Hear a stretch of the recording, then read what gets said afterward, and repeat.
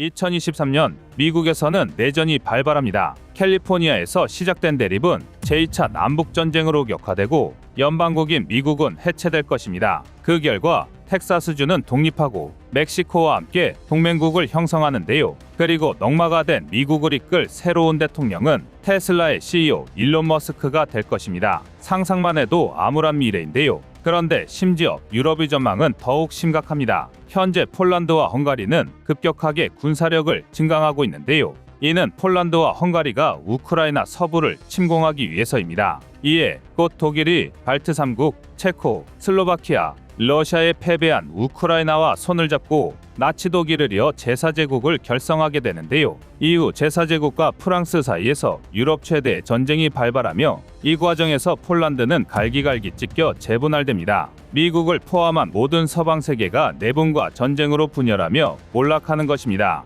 그리고 이런 혼란스러운 상황에 러시아는 유일하게 세계 평화와 질서를 유지하는 정의로운 버팀목이 될 텐데요. 이외에도 유가는 배럴당 150달러까지 상승하고 천연가스는 5,000달러를 돌파할 것입니다. 영국이 복귀를 선택하면 이유는 붕괴하고 유로는 기축통화의 가치를 잃게 되는 등 기존의 경제구조가 산산조각이 날 텐데요. 지금 이게 무슨 귀신 신나라 까먹는 소리냐 싶으실 겁니다. 하지만 이는 러시아 국가안보회의 부의장 드미트리 메드베데프가 공식 석상에서 발언한 내용입니다. 대한민국으로 치면 국가안전보장회 NSC의 부의장인 국가안보실장이 이런 말도 안 되는 소리를 떠든 건데요. 심지어 메드베데프는 러시아의 3대 대통령을 연임했던 사람입니다. 물론 메드베데프가 대통령이 될 수 있었던 이유는 오직 푸틴이 러시아 헌법상의 사면임 금지 조항을 의식했기 때문인데요. 즉, 푸틴의 신복으로서 잠시 바지 대통령 자리를 맡았던 것뿐입니다.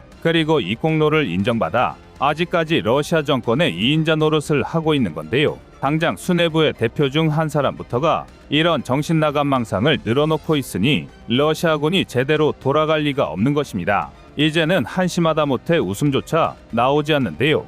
이런 지도자를 믿고 전장에 목숨을 바쳐야 하는 러시아 동원병들이 불쌍할 지경입니다. 그런데 진짜 문제는 이 헛소리를 정말 진지하게 믿는 사람들이 있다는 것입니다. 이들은 실제로 갖가지 그럴듯한 증거를 들이밀며 메드베데프의 2023년 전망이 상당히 실현 가능성 높은 얘기라고 주장하고 있는데요. 그래서 준비했습니다. 오늘은 메드베데프의 주장이 얼마나 얼토당토하는 헛소리인지 낱낱이 파헤쳐드리겠습니다.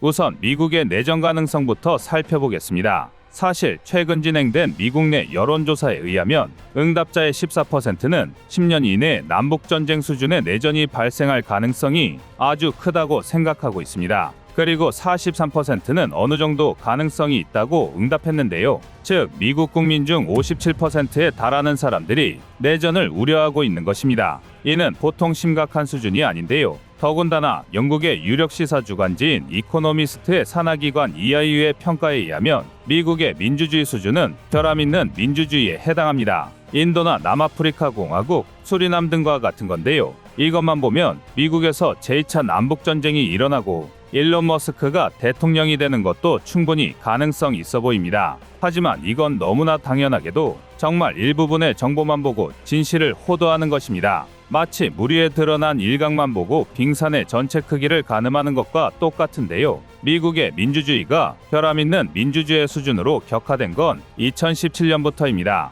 이는 도널드 트럼프 전 대통령이 집권하면서 강력한 보수주의 노선을 펼쳤던 시기와 일치하는데요. 여기에 더해 각종 사회 문제가 연달아 터지고 코로나19 팬데믹으로 격화되면서 사실상 양당 체제인 미국 내 정치 대립이 극심해졌습니다. 여기에 엎친 데 덮친 격으로 2021년 1월 6일 미국 국회의사당 점거 폭동이라는 전대미문의 사건이 터졌는데요. 이로 인해 미국 내의 정치 대립은 심각한 수준으로 양극화되었습니다. 하지만 그럼에도 불구하고 미국의 민주주의 지수는 7.85점에 해당합니다. 8점 초과부터 완전한 민주주의에 해당하는 걸 감안하면 고작 0.15점이 모자란 것입니다. 그런데 단순히 결함 있는 민주주의라는 타이틀 하나로 7.05점의 남아프리카 공화국, 6.91점의 인도, 6.82점의 수리남과 비교하는 건 무리가 있습니다. 실제로 대부분의 전문가는 미국 내에서 전면적인 남북전쟁 같은 내전이 발생할 가능성은 극히 적다 보고 있습니다. 다만 정치적 대립에서 불거진 폭동 사태의 가능성은 증가할 것으로 경고하고 있는데요. 이를 가지고 내전이 벌어진다거나 텍사스가 독립할 것이라는 추측은 달 뒷면에 나치 기지가 남아있다는 음모론이나 다를 게 없는 망상입니다. 게다가 우크라이나 전쟁에 한해서는 미국 의회가 정치 대립을 일으킬 가능성이 제로에 가깝습니다. 일례로 지난 12월 9일 미국 하원에서 2023년 국방수권법이 통과되었고 16일에는 미상원에서도 통과되었는데요. 국방수권법은 매년 국방안보 예산을 책정하는 법으로 2023년 미국 군사력의 방향성을 볼 수 있는 굉장히 중요한 법안입니다. 그런데 이 2023년 국방수권법은 미군의 러시아, 중국, 북한을 콕 집어 이 나라들을 억제할 전략적 대응 수단을 요구하고 있습니다. 쉽게 말해 미의회가 일치단결해 2023년에도 러시아를 압박할 것을 결정한 건데요. 이런 상황에서 미국 정치권이 외부의 적, 즉 러시아와 중국을 두고 저들끼리 분열해 치고받고 싸울 일은 전무합니다. 그만큼 미국의 내전이 일어날 것이라는 예측은 대꾸할 가치도 없는 망상에 불과한데요. 그나마 폴란드와 헝가리가 급격하게 군사력을 증강 중인 것은 맞는 말입니다. 폴란드는 두말할 것도 없이 당장 한국과 맺은 역대급 방산 계약만 봐도 군사력 강화에 엄청난 투자를 하는 중이고, 헝가리는 2023년에 국방 예산을 무려 56%나 증액했습니다. 더군다나 폴란드와 우크라이나, 헝가리와 우크라이나는 역사적으로 그리 좋은 관계가 아닙니다. 단적인 예로 우크라이나 서남부 자카르파타주는 1000여 년 가까이 헝가리 왕국이 지배하는 지역이었으나 제1차 세계대전 이후 체코슬로바키아와 연합하여 자치주를 구성했습니다. 이후 1928년 헝가리 왕국이 잠시 재점령했지만 제2차 세계대전이 발발하면서 소련이 점령한 후 우크라이나에 편입했는데요. 이후 소련은 해체되었지만 자카르파타주는 우크라이나의 영토로 남았습니다. 하지만 아직도 이곳에는 우크라이나인과 헝가리인이 섞여 살아가고 있는데요. 이러니 헝가리 입장에서는 자카르파타 지역을 되찾고 싶어하는 것도 무리는 아닙니다. 실제로 헝가리는 우크라이나 지원에 대단히 미온적인 태도를 보이고 있습니다. 뿐만 아니라 EU 차원의 대러시아 제재를 결정할 때도 사사건건 반대 카드를 던지고 있습니다. 심지어 지난 11월 22일에는 헝가리의 빅토르 오르반 총리가 축구 경기를 관람하면서 두른 스카프가 논란이 되기도 했는데요.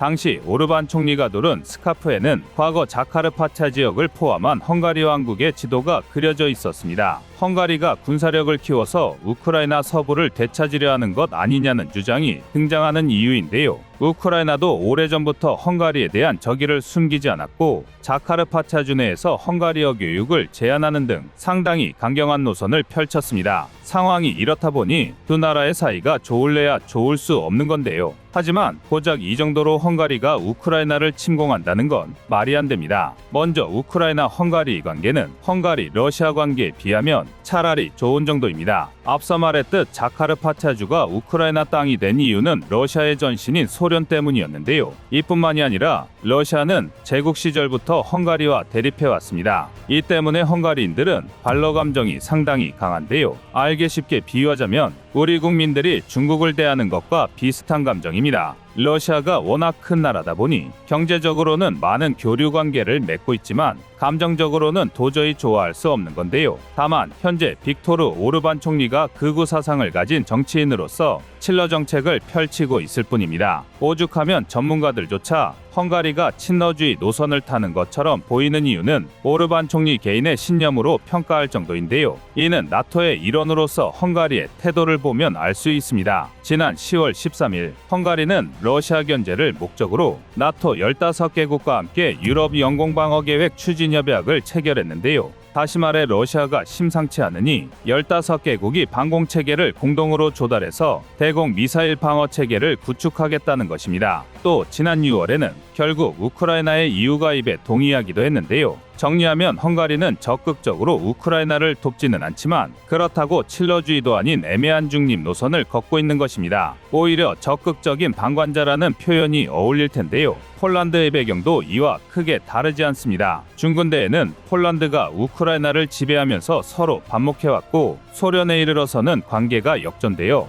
우크라이나가 폴란드를 상당히 잔혹하게 탄압했습니다. 하지만 이마저도 러시아라는 공적 앞에서는 해묵은 감정일 뿐인데요. 폴란드가 멸망의 기로에 서 있던 역사 속 거의 모든 순간은 러시아가 원인이었습니다. 그런데 덜컹 러시아가 우크라이나를 침공했으니 폴란드 입장에서는 모골이 송연해질 일인데요. 실제로도 폴란드는 우크라이나의 최대 지원국 중 하나이며 우크라이나가 점령당하면 불구대천의 원수인 러시아와 국경을 맞대야 합니다. 이를 두려워하는 폴란드가 오히려 먼저 나서서 우크라이나를 침공한다는 건 도저히 앞뒤가 맞지 않는 얘기입니다. 그리고 애초에 이 모든 걸 다 떠나서 폴란드는 지금 군대를 새롭게 다시 만들고 있습니다. 기존의 무기체계는 죄다 우크라이나로 넘기는 중이고 대한민국의 무기체계로 빈자리를 메우고 있는데요. 헝가리 또한 2017년부터 군비 확장에 열을 올리고 있지만 그럼에도 상비군이 27,800명에 불과할 정도로 소규모 군대를 보유한 나라입니다. 애초에 군비 확장도 2014년 GDP 대비 0.86%까지 떨어졌던 걸 다시 끌어올리는 중이었던 건데요.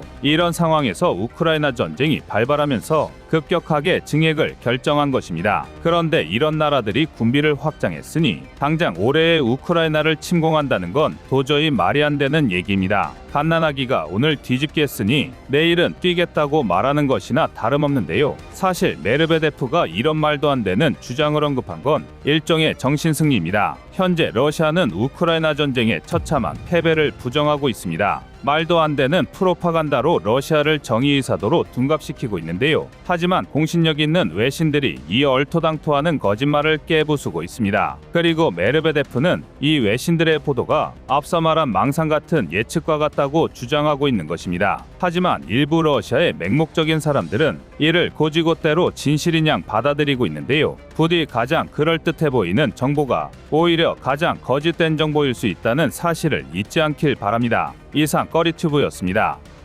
안녕하세요, 꺼리튜브입니다. 여러분의 가부나 성원에 힘입어 군사무기에 관심 없는 분들도 쉽게 이해하실 수 있는 대한민국의 육해공 군사무기의 숨은 비하 이야기를 책으로 엮었습니다. 하루 종일 검색해도 절대 찾을 수 없었던 비밀스러운 내용을 이제 책으로 만나보세요.